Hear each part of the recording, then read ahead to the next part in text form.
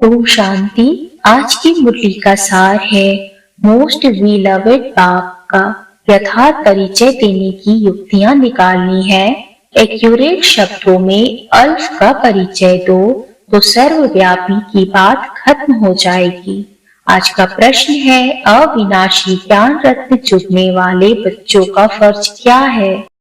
उत्तर है, ज्ञान की हर बात पर अच्छी रीति विचार सागर मंथन कर एक बाप की सबको सही पहचान देना, पुण्य आत्मा बनाने वाले के साथ साथ पाप आत्मा किसने बनाया यह समझ देना तुम बच्चों का फर्ज है। सबको रावण के बेर चुगने से बचाए, ज्ञान रत्न चुगाने हैं। सर्विस की भिन्न भिन्न युक्तियां निकालनी है। सर्विस में बिजी रहने से ही अपार खुशी रहेगी। आज गीत बजा प्रीतम आन मिलो। ओम शांति। बाप परम पिता को हमेशा रचयिता कहा जाता है। मनुष्य कह देते हम पशु पक्षी आदि सारी रचना वह रचते हैं, परंतु समझाना चाहिए पहले पहले मनुष्य की बात तो समझो। परम पिता जो रचना है वह मनुष्य सृष्टि कैसे रचते हैं?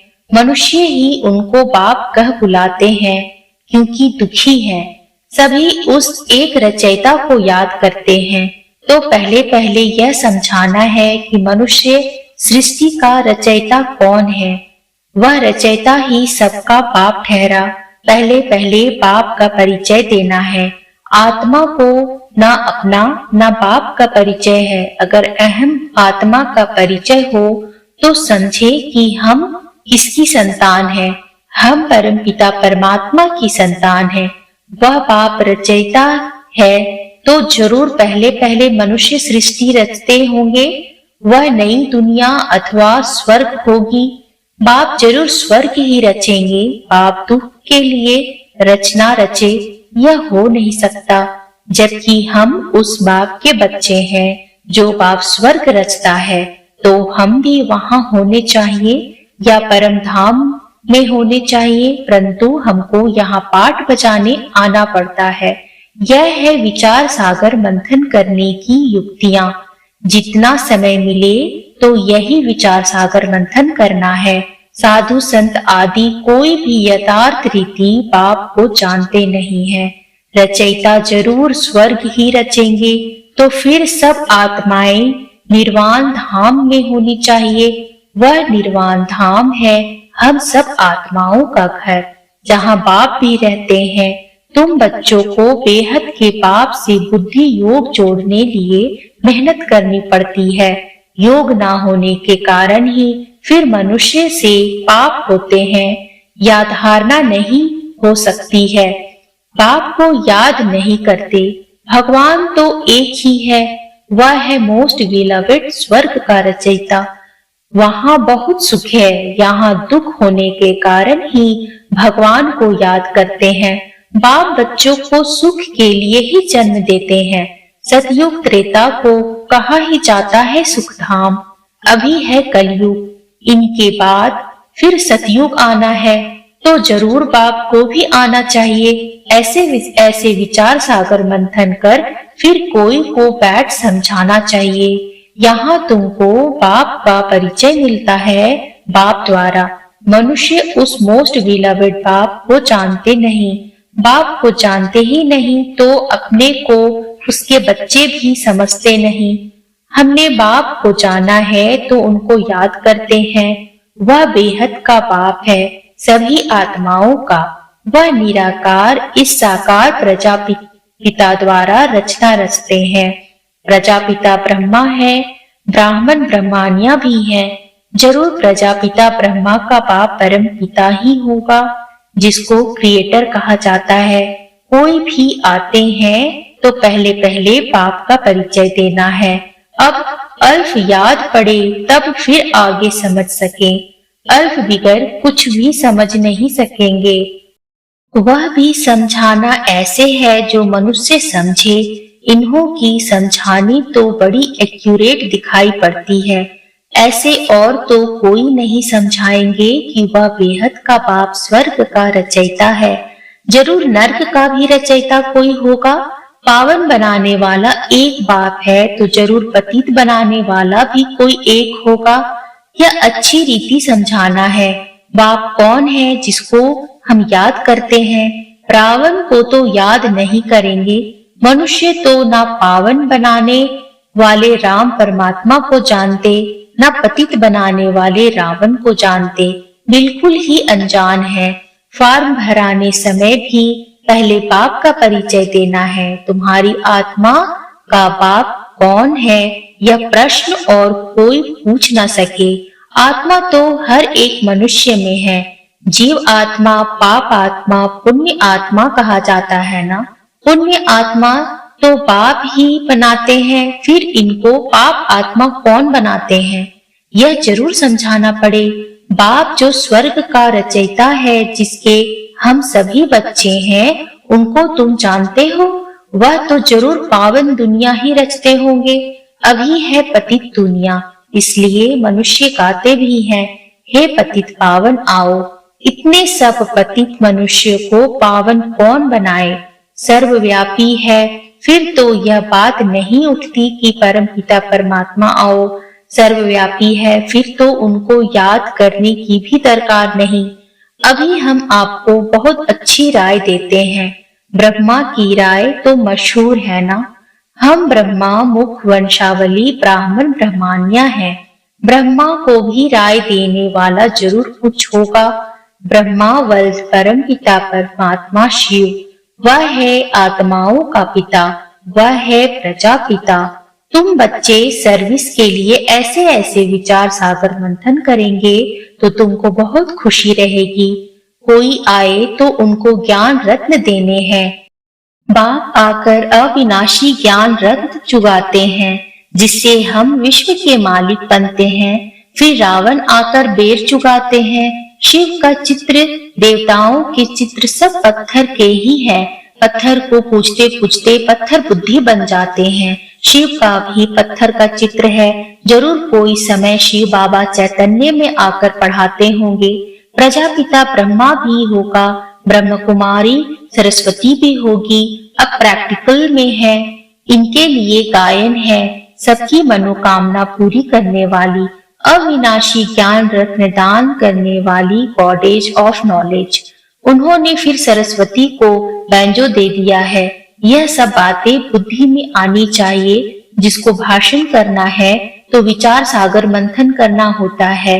पहले भाषण लिख रिफाइन करना चाहिए। बड़े बड़े स्पीकर जो होते हैं वह बहुत खबरदारी से बोलते हैं, बिल्कुल एक्यूरेट सुनाते हैं। जरा भी हिचका तो आबरू अर्थात इज्जत चली जाएगी।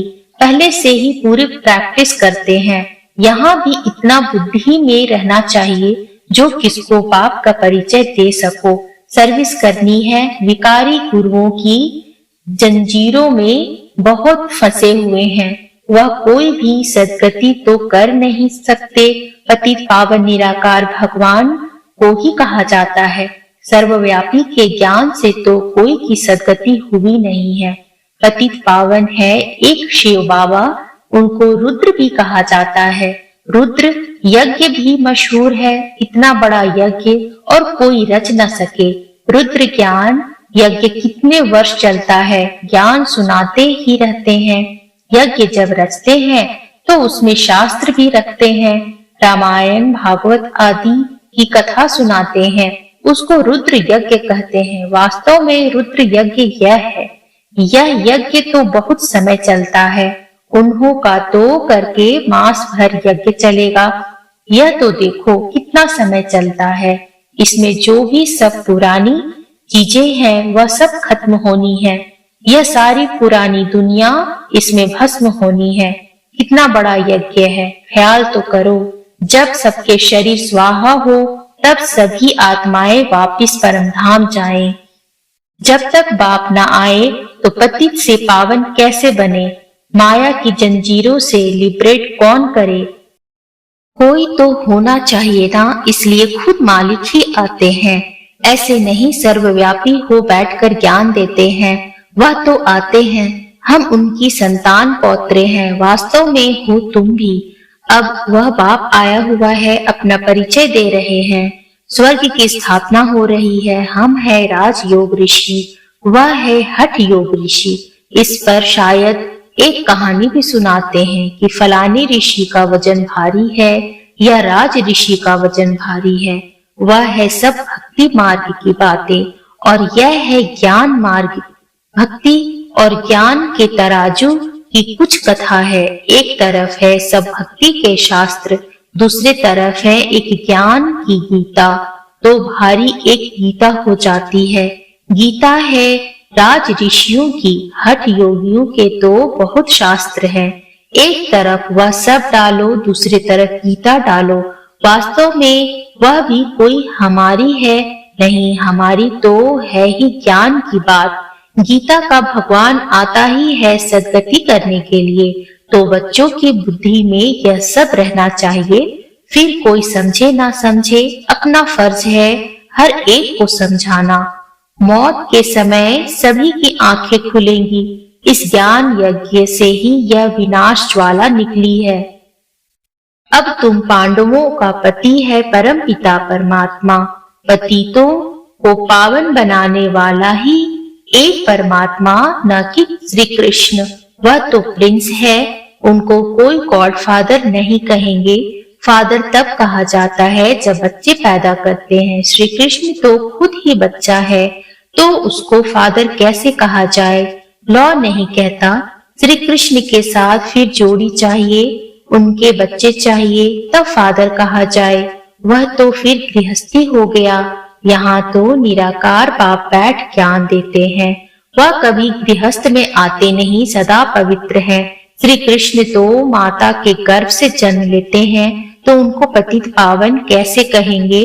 अभी तुम बच्चे जानते हो परमपिता परमात्मा को प्रजापिता ब्रह्मा के तन में ही आना है।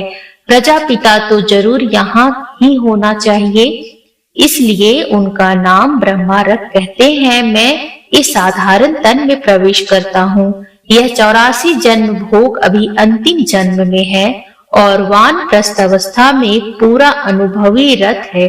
अर्जुन के लिए भी कहते हैं ना, बहुत गुरु किए थे, शास्त्र आदि पढ़े थे, तो समझाना भी ऐसे चाहिए। प्रजापिता ब्रह्मा का नाम कभी सुना है? ब्रह्मा है तो जरूर पहले ब्राह्मण चाहिए। वर्ण भी मुख्य है, चक्र में भी वर्ण दिखाते हैं। ब्राह्मण कुल है सबसे छोटा। उन्हों के ज्ञान लेने का समय भी थोड़ा है। कितने थोड़े ब्राह्मण हैं, फिर उनसे जास्ती देवताएं, उनसे जास्ती क्षत्रिय, उनसे जास्ती वैश्य शूद्र। तो तुम ब्राह्मण कितने थोड़े हो। इन थोड़े में भी वह बहुत थोड़े हैं जिनको सदैव खुशी का पारा चढ़ा रहता है। बाप ने समझाया है, खुशी का पारा चढ़ेगा अमृत वेले। दिन को और रात को वायुमंडल बहुत गंदा रहता है, उस समय याद मुश्किल रहती है। अमृत वेले का समय गाया हुआ है। उसी समय सभी आत्माएं थक कर शरीर से डिटैच होकर सो जाती है। वह है शुभ मुहूर्त। यूं तो बाप की याद चलते फिरते दिल में रहनी चाहिए। बाकी हट से एक जगह बैठ याद करेंगे तो ठहरेगी नहीं। ऋषि मुनि भक्त लोग भी अमृत वेले उठ कीर्तन आदि करते हैं, क्योंकि उस समय शुद्ध वायुमंडल रहता है। तो कोई भी आए, उनको समझाना है कि हम पढ़ रहे हैं, इसमें कोई अंधश्रद्धा की तो बात ही नहीं। निराकार बाप टीचर के रूप में हमको सहज राजयोग सिखा रहे हैं। तो मनुष्य आश्चर्य खाएंगे कि इन्हों को निराकार कैसे पढ़ाते हैं। भगवानुवाच भी बरोबर है, तो जरूर शरीर में आकर राजयोग सिखाया होगा। कोई शरीर का लोन लिया होगा तो पहले युक्ति से बाप का परिचय देना चाहिए। सर्वव्यापी कहने से वर्षा क्या मिलेगा? जब तक भगवान के महावाक्य कानों पर ना पड़े, तब तक कोई समझ ना सके। भगवान है निराकार, ब्रह्मा है साकार प्रजापिता, तुम हो ब्रह्म कुमार कुमारियां। निराकार परमात्मा ब्रह्मा तन से पढ़ाते हैं। हमारा एम ऑब्जेक्ट है मनुष्य से देवता बनना। बाप का परिचय देंगे तो बाप की याद रहेगी। कोई कोई लिखते हैं भगवान निराकार है, तो उनको समझाना चाहिए। कोई फिर लिखते हैं कि हम जानते ही नहीं, अरे तुम बाप को नहीं जानते हो, परमपिता परमात्मा कहते हो तो जरूर कोई तो होगा ना। बच्चे तो जानते हैं हम परमपिता परमात्मा से भविष्य जन्म जन्मांतर के लिए आजीविका प्राप्त करते हैं। इसमें जो विघ्न डालते हैं उन पर कितना पाप चढ़ता होगा, सो भी समझकर विघ्न डालते हैं। बेसमझ पर तो कोई दोष नहीं, वह तो सारी दुनिया बेसमझ है। अच्छा, मीठे मीठे सिकिलते बच्चों प्रति माता पिता बाप दादा का याद प्यार, इसके एक एक अक्षर का अर्थ तुम बच्चे जानते हो। पहले पहले माता पिता फिर बाप दादा। माता पिता उनको कहा जाता जो स्वर्ग का मालिक बनाते हैं, फिर यह हो गए बाप दादा। फिर कहते जगदम्बा, यह बड़ी गुह्य बातें हैं। सबसे गुह्य पहेली यह है जिसको समझने से मनुष्य को बहुत फायदा हो जाए। फिर कहते हैं सिकिलते, यह है दूसरी पहेली। फिर कहते हैं ब्राह्मण कुलभूषण स्वदर्शन चक्रधारी, यह भी नई पहेली है। एक एक बात में पहेली है। अच्छा, स्वदर्शन चक्रधारी नूरे रत्नों प्रति याद प्यार और गुड मॉर्निंग। रूहानी बाप की रूहानी बच्चों को नमस्ते। रूहानी बच्चों की रूहानी बाप को नमस्ते नमस्ते नमस्ते बाबा नमस्ते। धारणा के लिए मुख्य सार है पहला, अमृत वेले के शुभ मुहूर्त में बाप को बहुत प्यार से याद कर खुशी का पारा चढ़ाना है। चलते फिरते भी याद का अभ्यास करना है। दूसरा है पाप कर्मों से बचने व ज्ञान की अच्छी धारणा करने के लिए एक बाप से बुद्धि योग जोड़ने की मेहनत करनी है। आज का वरदान है, बिंदु रूप में स्थित रह सार युक्त योग युक्त युक्ति युक्त स्वरूप का अनुभव करने वाले सदा समर्थ भव। क्वेश्चन मार्ग के टेढ़े रास्ते पर जाने के बजाय हर बात में बिंदी लगाओ। बिंदु रूप में स्थित हो जाओ तो सार युक्त योग युक्त युक्ति युक्त स्वरूप का अनुभव करेंगे। स्मृति, बोल और कर्म सब समर्थ हो जाएंगे। बिना बिंदु बने विस्तार में गए तो क्यों क्या के व्यर्थ बोल और कर्म में समय और शक्तियां व्यर्थ गंवा देंगे, क्योंकि जंगल से निकलना पड़ेगा। इसलिए बिंदु रूप में स्थित रह सर्व कर्मेंद्रियों को ऑर्डर प्रमाण चलाओ। आज का स्लोगन है, बाबा शब्द की डायमंड चाबी साथ रहे तो सर्व खजानों की अनुभूति होती रहेगी। ओम शांति।